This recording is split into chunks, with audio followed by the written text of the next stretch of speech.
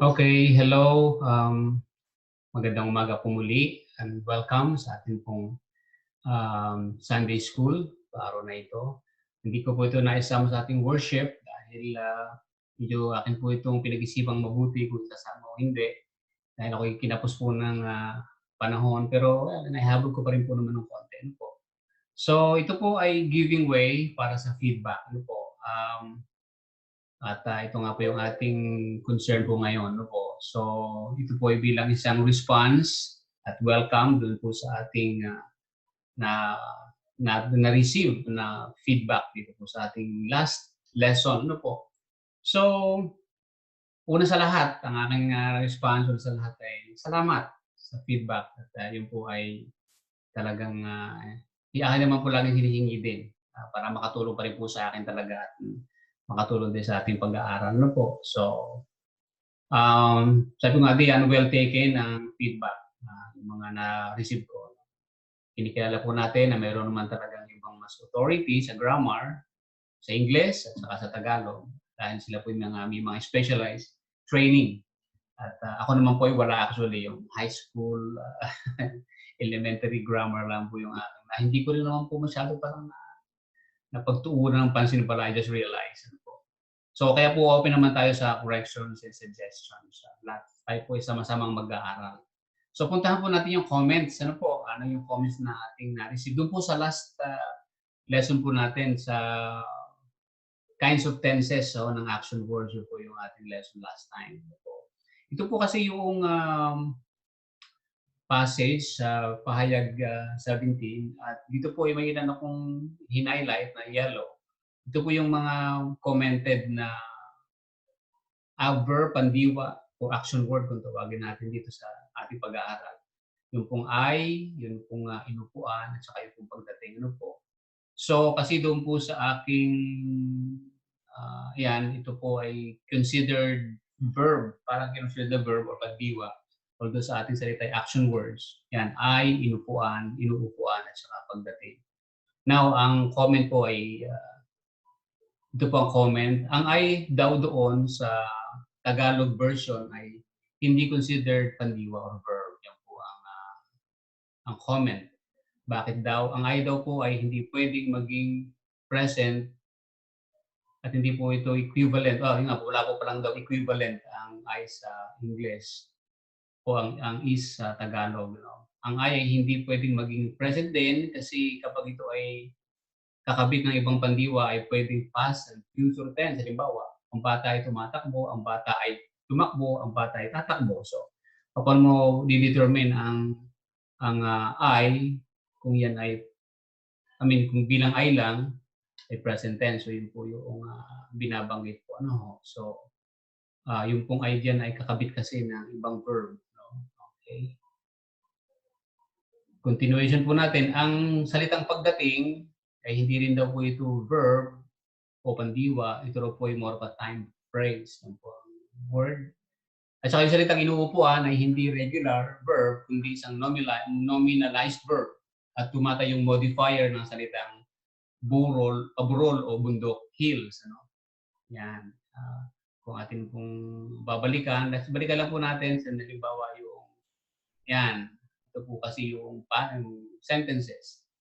So, dito po yung I, ayan, at saka po yung inuupuan, ito po yung sinasabi na ang minomodify ay yung bundok. Ayan. Kaya hindi siya considered pandiwa talaga, yung regular na pandiwa, kundi nominalized. Ayan. At ito naman daw kung pagdating ay ganun din. Ito po daw ay hindi rin masabing verb, kundi ano nga ba parang tingnan po natin yung comment.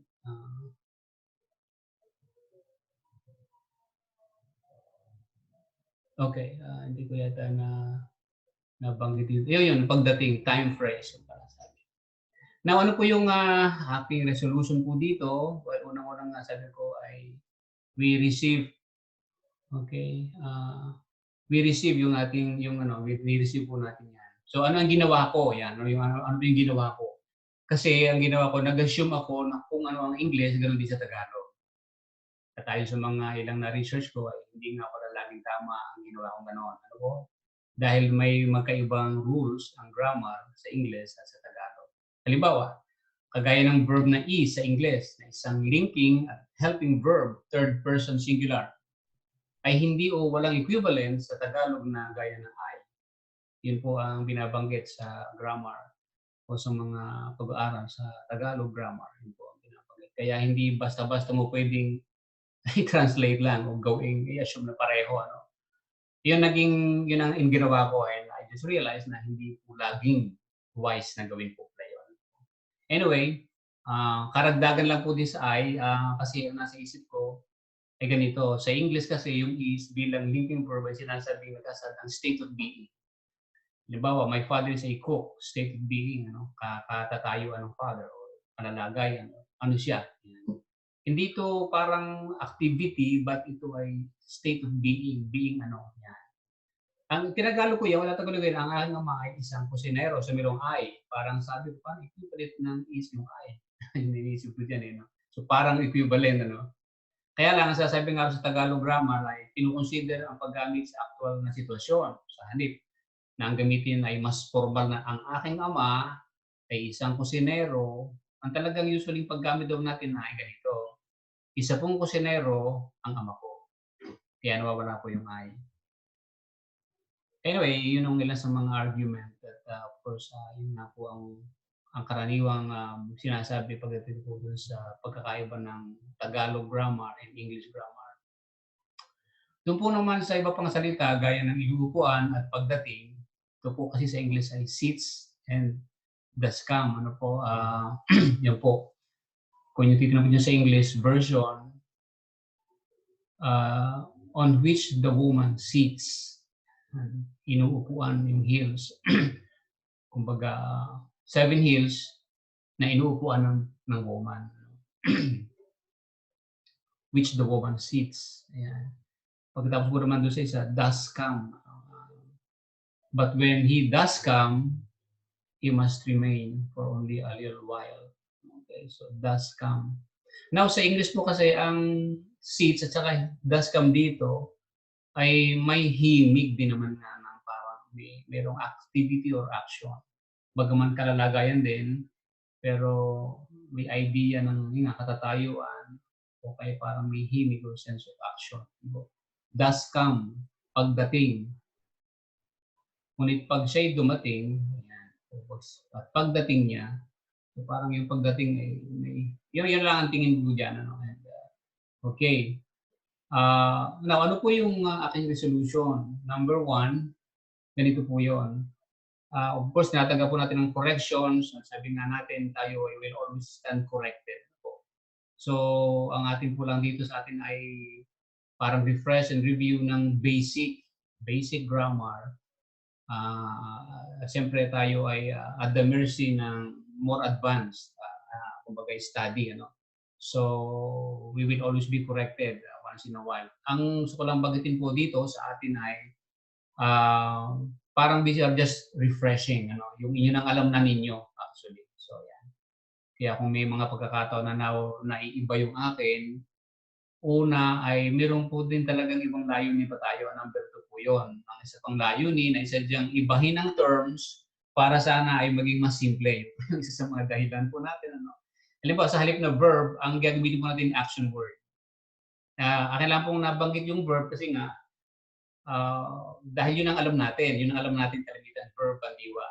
Pero, we would like to, kumbagay, antag dito, ipalit ang salitang action word. Yan. Sa adjective at saka sa adverb, later, pag ating tinalakay, ang ating magiging word na gagawin modifier. In other words, ating pong ginagawang more general term. Yung lang po siguro. Kaya po minsan ay na-generalize. Kaya kapag very advanced na at saka scrutinizing na talagang kumbaga malalim na po yun at we will always be talagang makokorek po doon. So, kumbaga ay yun po, ang atin po muna ay hindi po tayo lalalim masyado, but kung may mga bagay na kinakailangan natin i-correct, we will be open to that. So, yung mga correction na yun, kung halimbawang sadya naman talaga walang equivalent, then so be it. at hindi pwede nating i-assume na yung is sa English will always be like I sa Tagalog. Kaya kung nagawa ko mang verb yung I at kung sa Tagalog grammar hindi pala verb yun, well, dahil una English po yung aking pinagbasihan, pero dahil ang aking audience po ay siyempre mga Tagalog din ang inyong mga Biblia, kaya ginamit yung Tagalog without actually myself being so aware ng grammar ng Tagalog. Aking inassume lamang na pareho, which is napag-isipan ko, nakita ko, nga pala, maaaring hindi nga pala lagi ng equivalent yun o pagkapareho ang English at saka sa Tagalog. Kaya we will always be, open to correction and suggestions. So, yun nga po, like nga dito yung nakita ko parang, so general definition po ito ng salitang pagdiwa or verb, na ito raw isang salita o bahagi o grupo ng mga salita na nagsasaad ng kilos o galaw, pangyayari o katayuan ng isang tao, hayop o bagay. Kaya ang ginamit po nating word ngayon sa halip na verb ay action word. Kasi ito po ay nagsasaad ng kilos o galaw, even pangyayari and katatayuan. So, yun po yung ating response. At again, yan. So, nauli pa rin, nauna yung image. So, again, we thank you and again, we are always welcome. Kung meron kayong halimbawang bagay na sa inyong sarili, tingin ninyo ay dapat i-clarify o dapat po siguro bigyan ng pansin, please, kaysa sa manatili sa inyong isip yung question.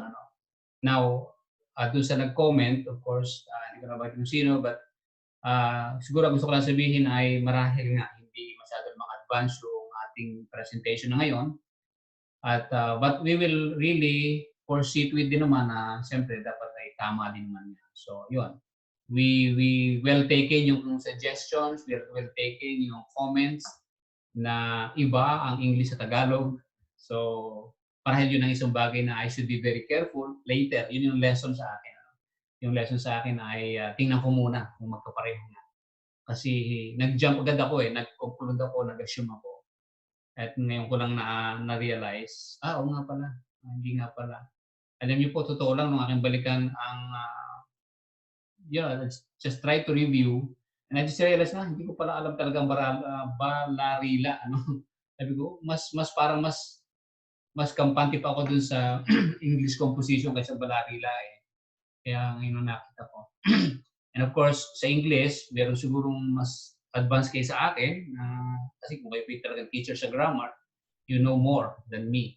At kung kayo naman ay talagang grammar teacher din ng Tagalog, ay lalo na mas marami kayong alam ng mga pasikot-sikot, napakarami pa kayong pag-aralan na hindi ko na pag-aralan. So, kayo po yung gabay ko dito. You can always help me and you can always guide me, of course. So, medyo dadaan po natin Okay, so salamat ng marami po and God bless.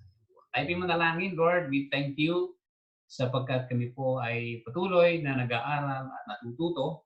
Kaya po ninyo, Panginoon, na in the course of time, ay through discussion, through feedback, and through suggestions, ay lalo pa namin mapalawig at magkaroon po ng more na understanding at pagkakaunawaan sa aming po mga ginagawa. Thank you, Lord. At aming binabalik at binibigay sa inyo ang papuri sa pangalan ng Panginoong Jesus. Amen and amen. Yeah.